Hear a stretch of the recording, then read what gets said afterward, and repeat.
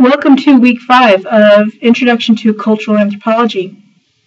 We have finally reached our last week of full content for this summer term. You're going to be finishing up the last 3 chapters of the textbook, which cover really fascinating topics: religion, health, and art. Of these 3, I would say that my favorite has to be religion. I've been fascinated by the different kinds of religions across the globe since I was a child. I've devoured books about Greek mythology, Norse mythology, Aztec, Mayan religion, and I just find the way that humans find ways to express their spirituality and religious ideas to be absolutely fascinating. This is one of the human universals.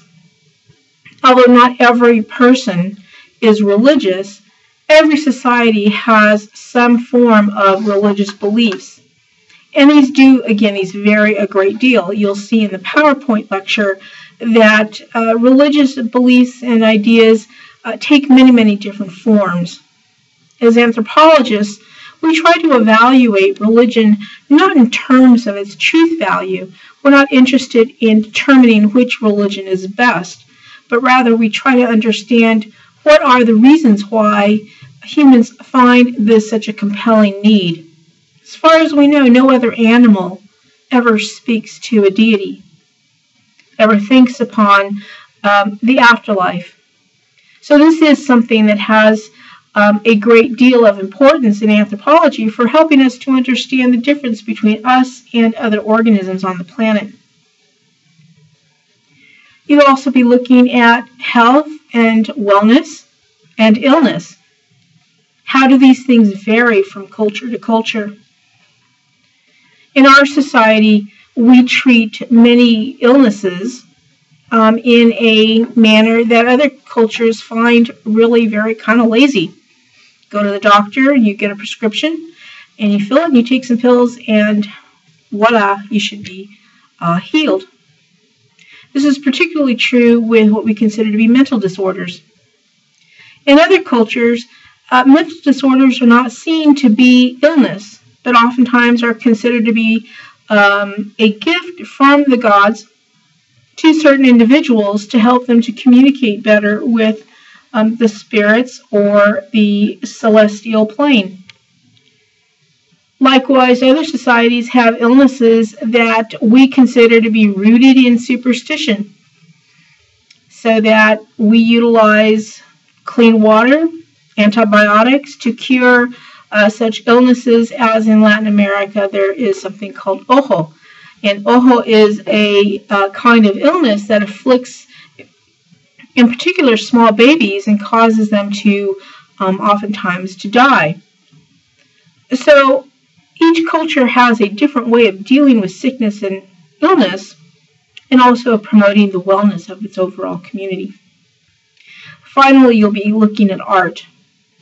And again, this is something that definitely sets us apart from other organisms on the planet. No other species creates art spontaneously and imbues it with meaning to try to communicate information. And this is really the distinction between an elephant or a chimpanzee making markings on a piece of paper and a human creating some kind of even the most rudimentary art. So we utilize art and media to communicate to each other stories, history, information. We use it to express, again, our anxieties or our happiness, our joy, our sadness. Art really does tell us so much about ourselves in a particular moment. And of course, it can also transcend the millennia. So you will finish up this week by reading these 3 chapters. There are a couple of videos, and of course there is the quiz at the end of the week. Next week is not a full week. Our term ends on July 7th. And for the last little couple of days there, you will be required to complete your critical essay and submit it by the end of the day on July 7th. And that is Tuesday, so don't wait until Sunday after that to turn in your essay. You need to turn it in by the 7th. The critical essay, this is a very basic anthropological problem. Every anthropologist needs to conduct him or herself in an ethical manner when doing field work. And so I'm having you try to see what it is like to confront ethical problems. We all do. In my own research, I have confronted ethical problems such as dealing with the fact that I was overseeing an archaeological excavation run by a city. I was a representative of a state agency.